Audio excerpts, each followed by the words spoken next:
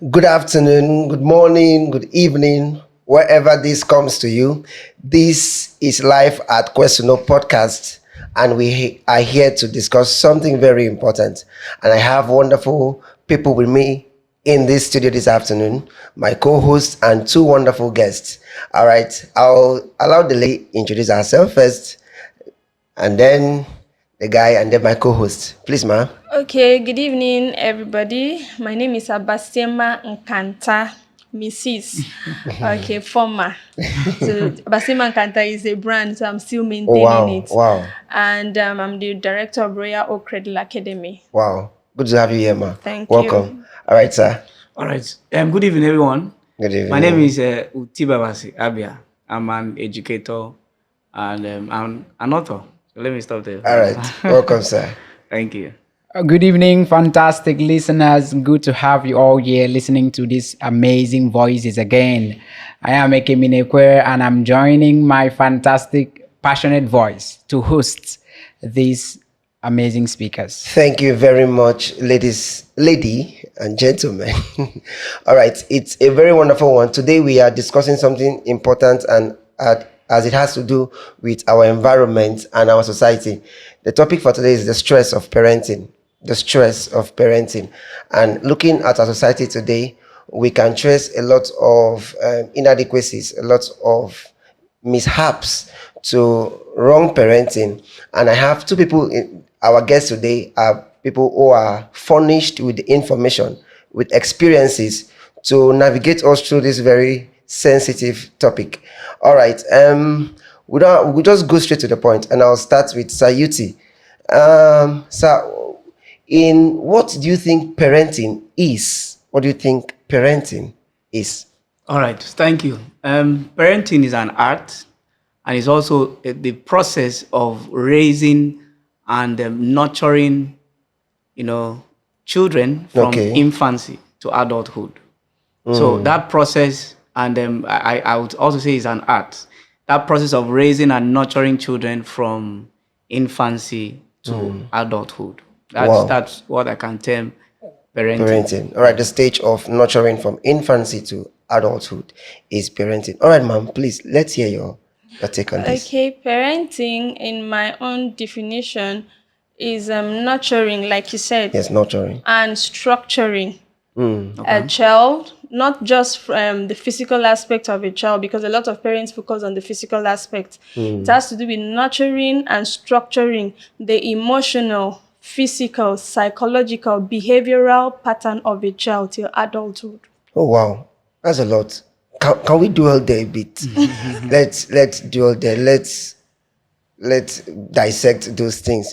So, ma, when you say nurturing and structuring, which aspects do we Africans really neglect? Can you talk about the aspect where the African parents neglect?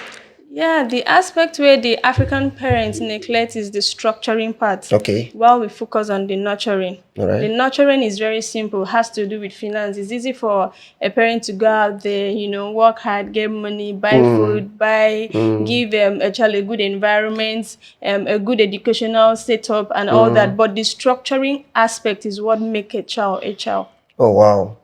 So beyond the payment of the school fees, beyond the house payment, there is what that can hold the child's destiny. Sure. All right. Okay. So coming down to our African, Sayuti now, coming down to our African setting, what do you think an average parent do not do in a child?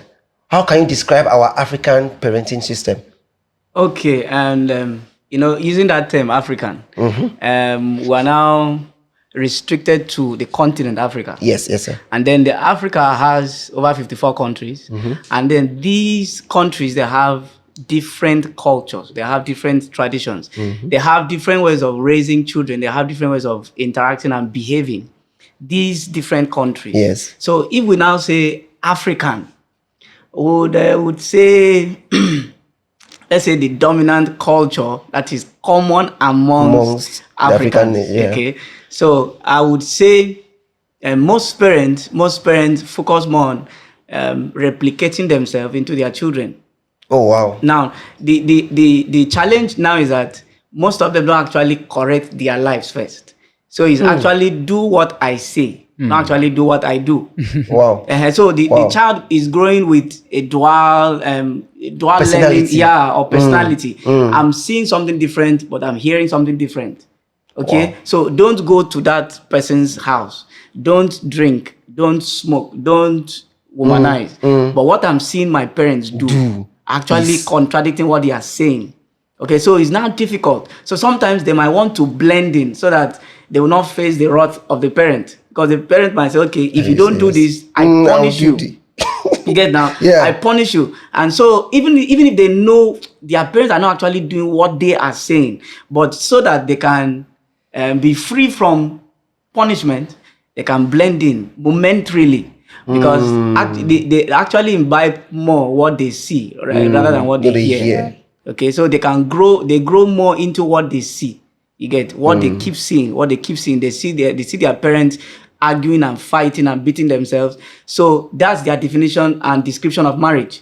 So when I grow up, because I have a student like that. Okay. I have a student in school that we were interacting in class and we asked a question. So what if your wife does this kind of thing? He said, I will beat her. Are you serious? I will beat her. Now why? Life It's because that particular child grew up seeing the parents fighting. Yeah, it's very clear. So most times they come late to school is because the parents were fighting. It was very clear. It's serious. Okay, so his definition of let me subdue you is to beat you. Okay, so not minding which other method is preferred, but beating. You get. So that's the area the African parents tend to neglect. So we want to instruct verbally and not show through our character. Okay. This brings me to this question, ma. Please, Mrs. Abasema Nkanta is the proprietor of the Royal Ark Cradle Academy.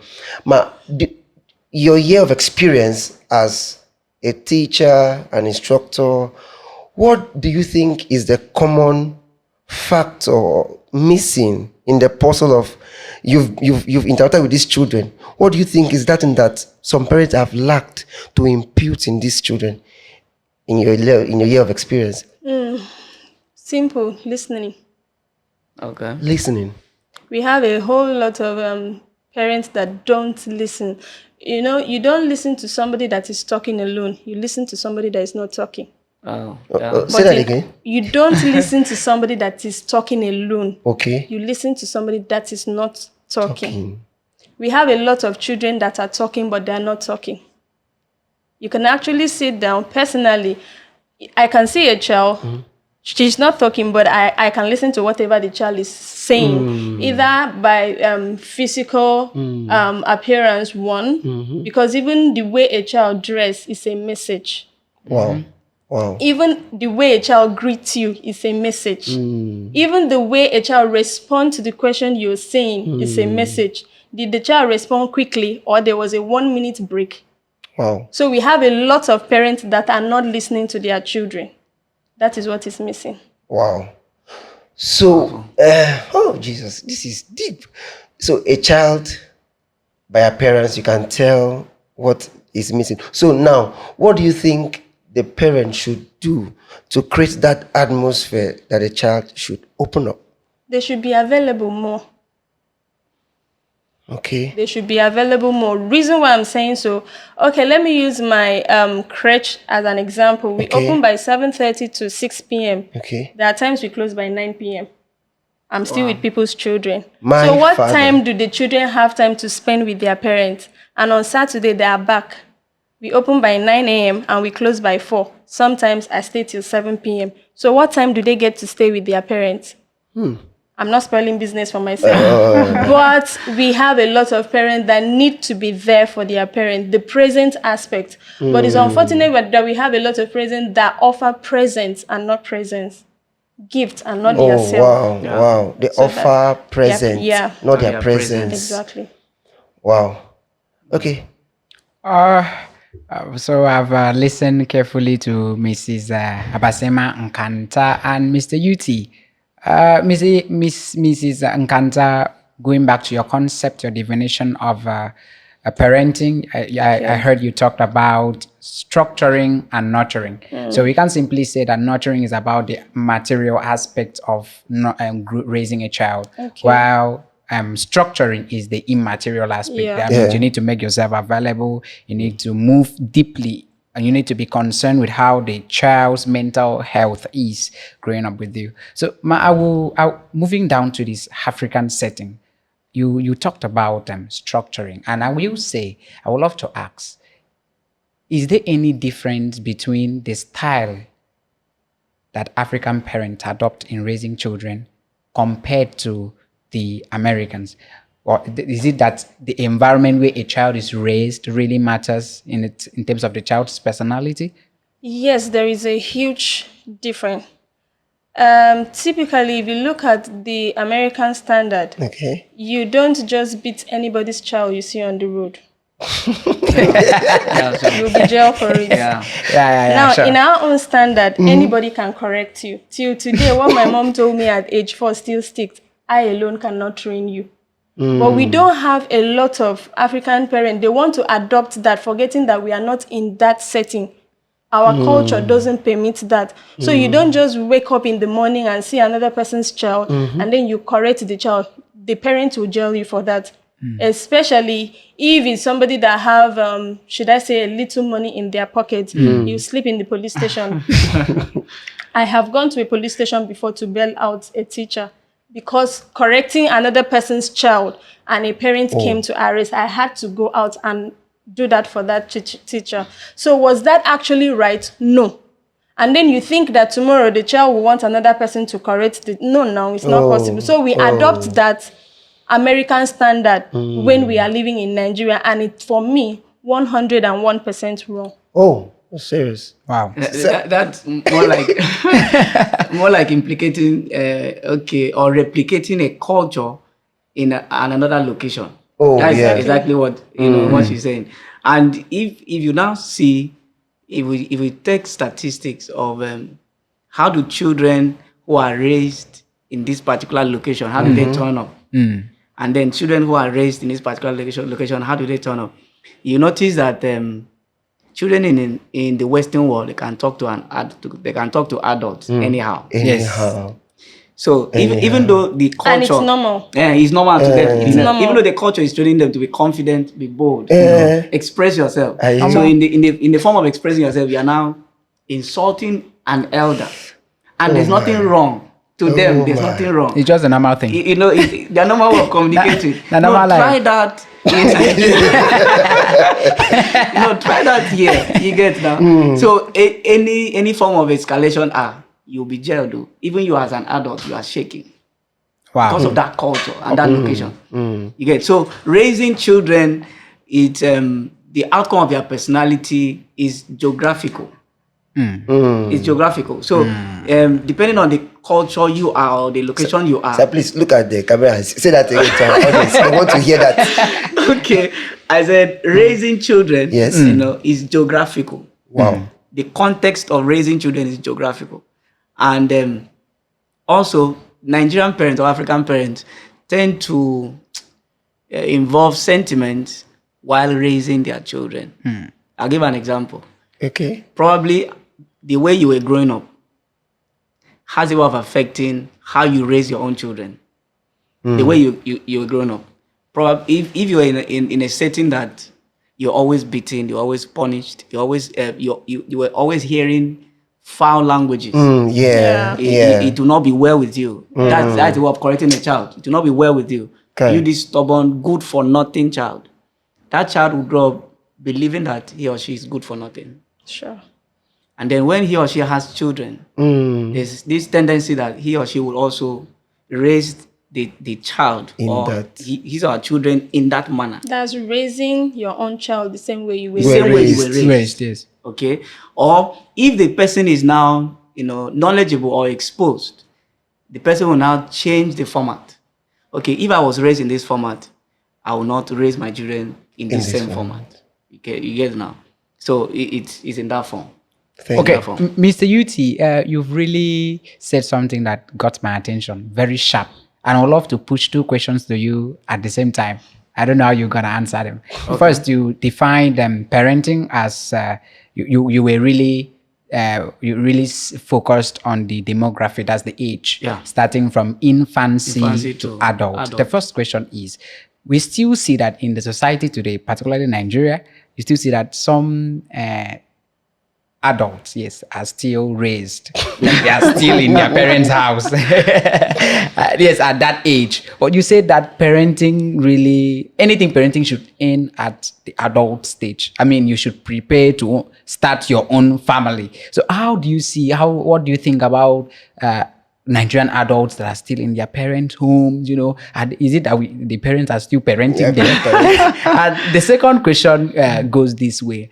You talking about impression. When you said that the way you communicate, the language you use at home affects the personality of a child. You quickly linked me up to a very famous psychologist I love so well, Sigmund Freud, the psychoanalyst, who said that when he was trying to, tender some theories on socialization, he said that the impression made on the life of a child at home determines the child's personality. Okay. Sure. So does it mean that Sigmund Freud, you guys had some communication, because does it mean that impression, because one thing, I'm living in a compound where, sorry to say this, my landlord smokes. Okay. And instead of hiding to smoke, like he smokes Public. in the presence of his children, not even Okay. when the children are there. The children insult a lot. In fact, there's no day they won't say "boss up," use those foul languages. And the father is just okay.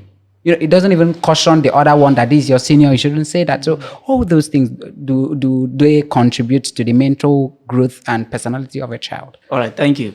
And let me start with the first question.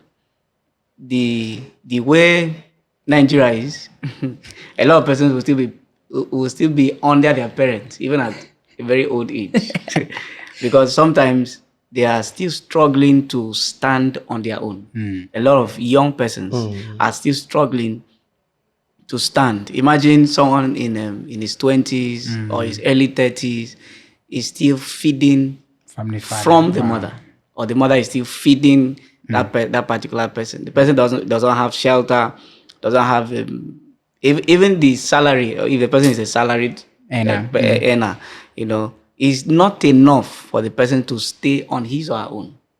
All right, so the person will still be under the roof. All right, will still be under the roof. So I might say that particular one is based on how so many persons, grew up. If they did not mature early, they will still be fed by their parents. If you look at the West, someone in his late 20s is already in his family. He has his own family. Sharp. You get now. So that means you see it's culture bias. There's a culture, a particular culture raises their own children This way. and then they mature early. So they stand on their own at a very tender age. But if an Ibibio person marries early, it's seen as if is it not too early? You are too young for marriage. Someone marries at 25. A guy marries at 25 or 22. No. Is that... No, it's too early now. As of the intro now. I don't get you. So if the person marries at close to 40, you are a man. You see, culture now. Oral tradition. So my grandfather married at so age. Yeah. He was mature. My father married at so age. Was mature. The training I'm giving you is that you have to reach this particular age so that at that age it's termed maturity. Yes. Not knowing that even a 19-year-old can still be mature. You get now. Now the second point is that, like I said, raising a child, it's all round. It's all round, and the children spend some time with their parents, some time with the teachers in school. Okay. So both, if we're molding characters in school and the parents at home are destroying the characters, it's like plus and minus. We're trying to mold character, the parents are destroying the character. Like I said, children respond more to what they see, more than what they hear. So if I say don't pick up this pencil, it is bad. The person just heard. He or she wants to see the repercussion of when I pick up that pencil. What will happen to me? What will happen? They probably just want to see it. So if the person picks up the pencil and you did nothing, one, you don't have integrity. Two, what I just did is not bad because I was not punished. So, but if the person now picks or does that bad thing and the person is corrected or punished severely, it has registered something in their mind. If I go back, if I repeat this cycle, this is what will happen. To every action is an equal and opposite reaction. So if I do this particular thing, this is what will happen.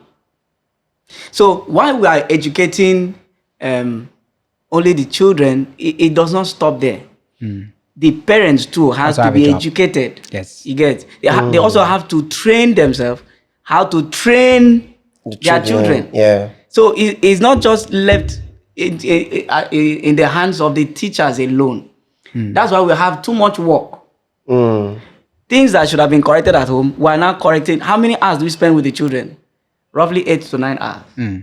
But the rest of the hours, they are spent with the people who are supposed to enhance what we've started in school. But what if they are now destroy? Oh God.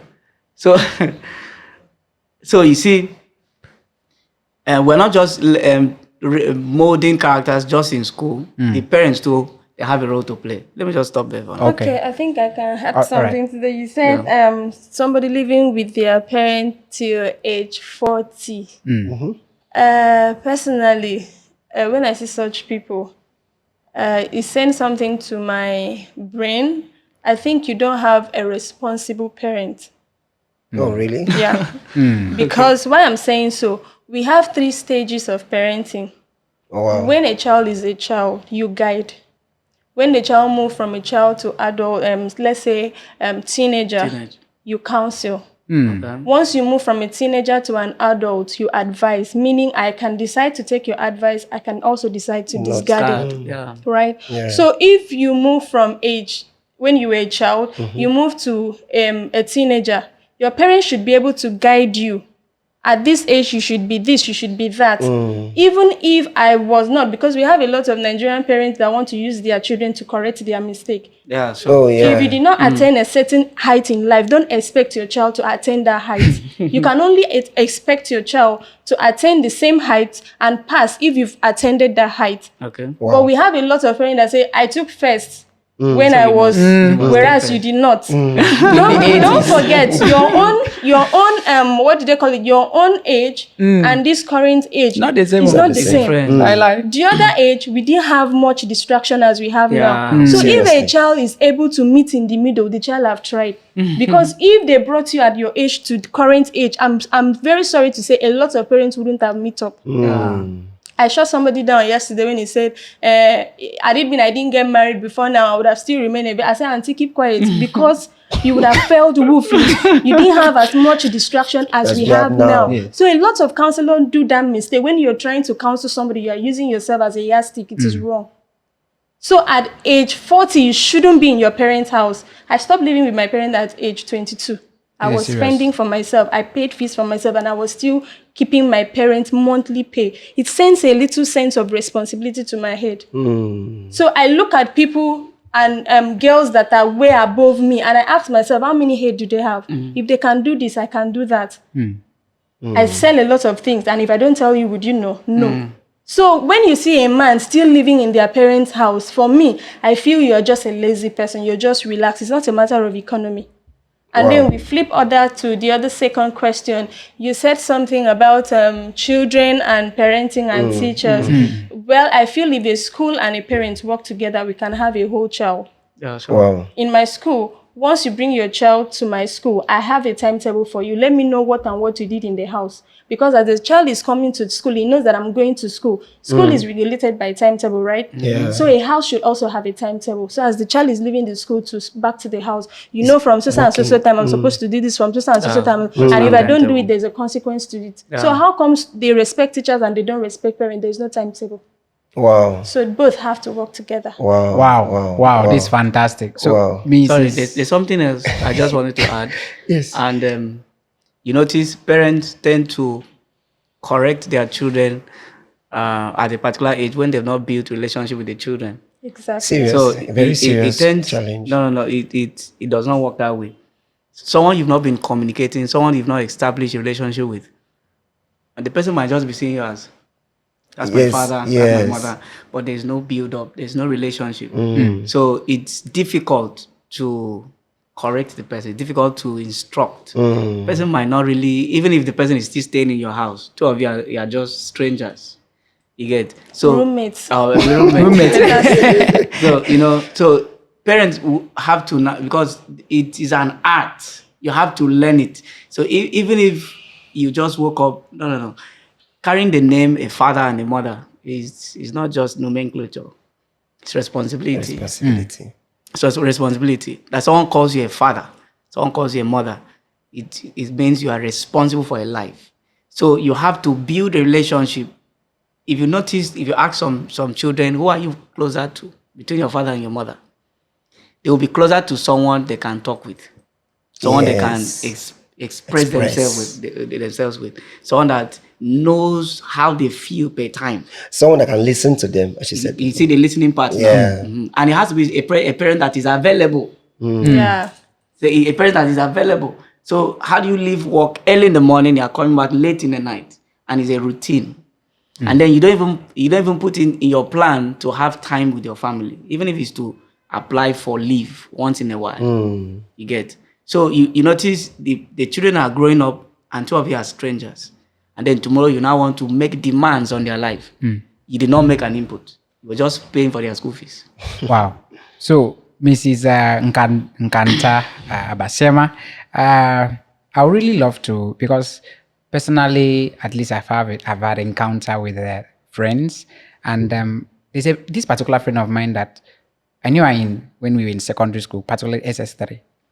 She's the only child the mom has. So the mom tries everything possible to restrict the child. Like during that time we went for UTME registration, the mom followed her. During reprinting, the mom followed her to you. During screening in University of U, mom was there till 6:30. Practically the only thing if our mom had the way, she would have moved inside the examination hall.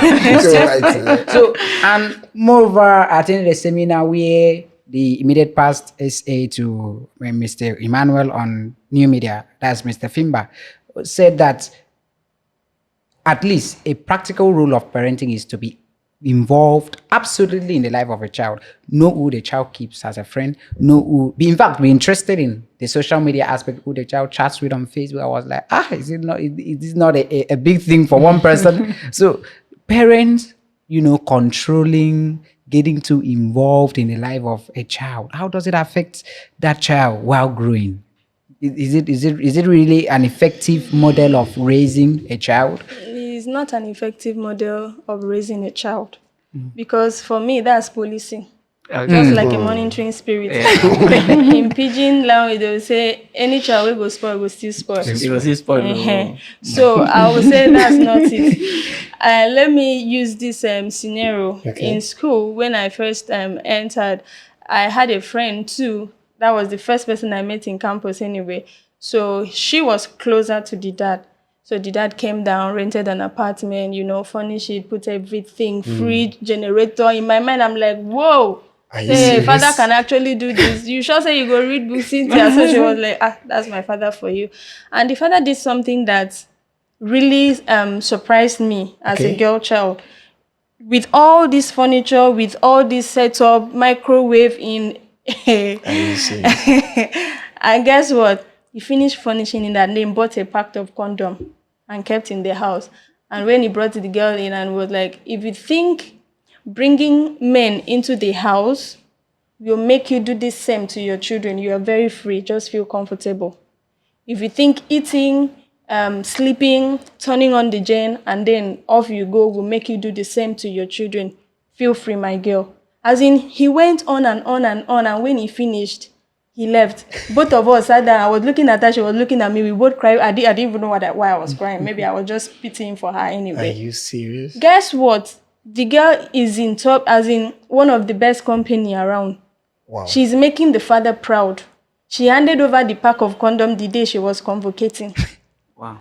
And I was like, since I was the eyewitness, so when she was giving the speech, said Abasema Nkanta was there. You get. So it's not by policing your child. It's not by that. He did that and went to sleep. He has sent a message. Sometimes what parents don't know is what you say to a child stick more, even when they're not listening. Seriously. How old am I? I'm still remembering what my mother told me. Only me alone cannot train you. So anywhere I go, I know that if I do something wrong, and my mother is one person that if you do something wrong, they tell, why didn't you beat her now? I should have corrected her. But we don't have such people around. So policing a child, monitoring a child, looking at who is chatting, who is not chatting, you are on a long thing or you have IBP. The children of our generation now, they've developed more style and strategy. So as you are coming out with your own, they are bringing another one. Yeah. So the best thing is to be speaking to them. As you're speaking to them, you're not just speaking to them as your child, you're addressing their spirit and they cannot go astray. Yeah. Wow. All right. This is a very wonderful and educative session. All right. So to bring this to a close, I'll ask us 2 questions and then we wrap up this session. All right. It's a question I put out on my WhatsApp status and I had a lot of reactions. So many that I could not screenshot. And so who will we say is responsible for the waywardness of a child? And I'll have the liberty to give us 3 options. Should we blame the parents? Should we blame the child? Or should we blame the environment? So Saiti, I'll start with you after which. Okay. Who is responsible? Who should we blame? All right. Now, the outcome, just like the computer system, there's an input system, there's a processing system, and then there's an output. Output. Now, the output of the child is not dependent on only the child. The output of the child is not dependent only on the parents. Okay. The output of the child is not only dependent on the environment. Wow. It's an integration of all of these factors. For a child to be the personality or the personality of the child is dependent on the environment the child is living in, the interaction, the social interaction with peers or the kind of people around the environment, the model or the parent, the art or the style of parenting from the house also matters. Even the personality or the temperament of the child also matters. The exposure of the child. So if we are apportioning blame, if at all we are doing that, we have to share it. Really? We have to share it because the child will have to take a part, the parent will also have to take a part, and then the environment also plays a role. I will not say all of them will take part in the blame. I will say all of them has roles to play, you get. So if a child is wayward, we can plot a graph, we can trace to what is the personality or the temperament of this child. The child is high-tempered. The child is choleric and doesn't know how to control his or her temperament. The child will likely be, bossy and then can be insultive without how do I put it now? Can be insultive without having empathy. The environment that child was raised also has a role to play. I had a child in my school that was very insulting. Was challenging teachers, fighting, and then when we had to interview the child, we knew that the father had died about several years before. So the child was raised by the mother, and then the mother is this kind of soft type, don't do it. It will not be well with you if you do it. Kind of, that kind of something. So the child did not have a father figure. To either restrain the child from certain behaviors. And then this child grew up in an environment that he was trying to react. Now, you see some responses from children is a bit reactive. What I've been going through, I don't want this thing to continue. So let me bring out, a defense. More like a defense. Just like the bee. The bee can be giving you sweetness, can be giving you honey. When you now want to, step on the bee, maybe the bee has been kind too much. The bee will now show you that the bee still has ability to sting. You know, that kind of a thing. Yeah. So most children react in that form. I've been growing up in an environment that's abusive and all that. So when I'm coming to this particular setting, so that what I've been going through does not repeat itself, let me bring out a form. And then you now see them reacting, either being insultive or trying to make some things don't happen again, because some of them are going through traumatic experiences. Either they were raped at an early age, either they were abused. I grew up at a point, some of my aunties around were always saying foul words. And growing up, I was a bit emotional, and words could get to me. So I knew very well, all of us were stubborn, very stubborn. Grew up, all of us we were boys in the house, so very stubborn. And this woman will always say, "Do not be well with you. You are good for nothing." Is it in English? Because in English can be... It's a bit because of our audience, Okay. So we wanted you to in tune. Yes, because There's a power. There's a power. It's just like incantation, calling the gods. Okay, let's allow it. So as I grew up, it's just that I now knew the power of words, and I started, praying to negate those words. Because growing up, I was seeing them coming to pass.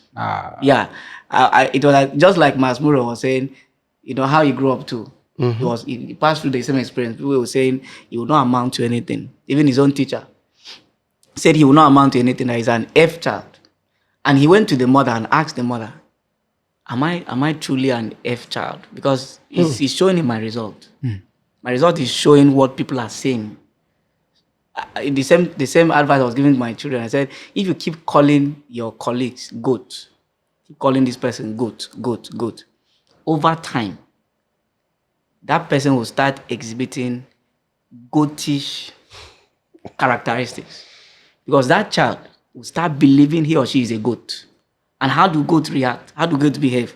That person will start behaving like a goat. Because every word he or she is hearing morning, afternoon, night is that I'm a goat. I'm a goat. So even us as teachers, while we are raising children, we are careful the words we say to them, because it's just like words are legalistic. You are creating or you are destroying with your words. So you keep saying the same thing. Over time, what you say will materialize. It will come to pass. You get it definitely come to pass. So going back to your question, these three factors will have to play if we must raise a total child. The environment he or she lives in, because scripture says, good is it? Wrong company corrupts good morals. Yeah. So even if the child is a good person, but always seen in the company of wrong people, over time, either the child corrects that group, which the percentage is minimal, or the group will corrupt the child. Simple. All right, ma'am. Thank you very much. Personally, I would say parents. There is a particular woman in the Bible that a lot of preachers have not been preaching about, and I really do wonder why. Moses' mother. How come Moses spent a little time with the mom and then spent over 40 years in Egypt, and yet he did not forget everything he was taught? He lived upright. Let's remove the anger issue. How come the way Egypt was perverse, he was not corrupted? So there is what you instill in your child, just like an app. You build and it works according to how you want it to work, right? So there is what you instill as an app in your child. Even if the child spends 3 to 4 months with you and then spend the rest of his or her life outside, the child will still come out right against who is teaching the child and against the environment. I tell my staff that we all are like connecting flight to every child's destiny. They might not have a good foundation in terms of parenthood, environment, but don't be the reason why any child misses his or her flight in life. That's what I tell my people. Okay. So I blame parents if any child doesn't turn out right. Let's leave teachers. Of course, teachers are parents by profession. Parents, So when I say parents, they are inclusive. So I blame parents if for any reason your child doesn't turn out right. You know, in Nigeria now, anybody can just wake up and then you get pregnant and then you give birth and you are done. You just post, oh, it's a boy, it's a girl. How come when you want to build a house, you sit down, you count the cost? How much are they selling cement now? Okay, sand and core. Okay, this one, what will I need? Okay, what type of rod? Do I need a duplex that's upstairs? Do I need a bungalow? What's the foundation? But when you want to give birth, you don't put anything into consideration. Okay, what will be the temperament of the child? What will be the destiny of the child? What problem would that child come to solve? What is every child is an arrow fired down to eternity to accomplish a certain mission. You should ask yourself, okay, I'm looking for a child. What problem will that child come to solve? If you don't have answers to that, you don't have any reason getting pregnant. You don't even have any reason raising a child. I tell people, getting pregnant is not a testimony. When you give birth and then you raise that child, you can boldly stand and say, thank God, I have a child. So that's what I have to say. Parents are to be blamed. Okay, Ma, I don't know if you are a preacher or a formator because actually I've been so inspired with every single input you've been giving us. In fact, right now I'm feeling like a boss, you know. But I would love to. There's something that we've actually removed and let's say neglected in this part of discourse, and that is single parenting. You see, you notice that in the society today we have so many single parents. Okay. They will just, for one reason or the other, the marriage will just collapse like that. And you see so many children grow up from this environment where they are product of broken homes. And you see more often you might only leave, the child might only be raised by the mom. And this mother might be someone that is just struggling. And most times the mother won't be able to meet up with the financial needs as well as the academic need of a child. And this child grows up suffering, you know, missing that part of the father in the child. Do you think we just need to, whatsoever nonsense reason might have happened that you guys, you know, parted? Do you think for the sake of this child's future and for the sake of a comfortable, because this child definitely will have an imbalanced story to share concerning family life. So do you think parents need to come together, at least, if not for any reason, just for the future of the child? Okay, that will be our first question to answer on our next podcast. But thank you, please. May I give our audience, our guests, 60 seconds. What do you have to say about parenting? So just give a word of advice to parent as we wrap up this session, please. Okay, I start? Yes, sir. All right, thank you. I would say don't just train the child, model what you want to see. Don't just preach or instruct the child. This is what you are supposed to do. This is what you are meant to do. Let the child also see what you are saying. And then also create a comfortable environment that will facilitate the learning process or the growth of the child. Because you are of a better, you have a better stance to create a comfortable environment for your children, even if you did not have such liberty. Just like my father, as a personal example, he grew up in a rough environment, and then when he was now old, when he had us, he now made sure what he passed through, we did not have to pass through. That's just like great. David, fought all the battles so that Solomon would not have to. So don't say, I went through hell, so my children must also go through hell times 2. No. So don't just talk to them, or don't just preach or instruct them. Model what you want them to see, and then also build a relationship with your children. Yeah, they will tell you things easily. When you've built a relationship with them, they will open up. Some of them are going through a whole lot, and they can't open up because they are strangers with you. They are strangers. And also they fear, if I open up, what will my father do? My father can beat me. My mom can beat me and all that. So instead of opening up, let me bottle it. Or open up to someone else that will not take advantage of them. Especially the girl children. Or the girl child. Some of them might be going through lust for the opposite gender.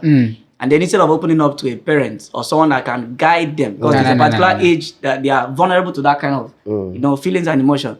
So instead of opening up to someone that can guide them, they now open up to someone who takes advantage of them, knowing that they are vulnerable at that age. You get. So befriend your children, and then model a good life for them. Right. Thank you. Okay. Thank you, ma'am. Okay, what I'll have to tell our audience as well as parents, I will say, if you do not work hard, what I mean by work hard, there are so many things involved in the working hard. You don't expect gratuity at the end. Oh, wow.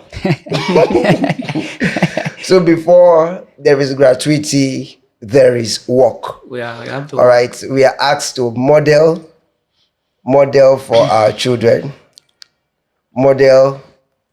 Show them what you want to do. Befriend them. Let them be your partner. Let them open up.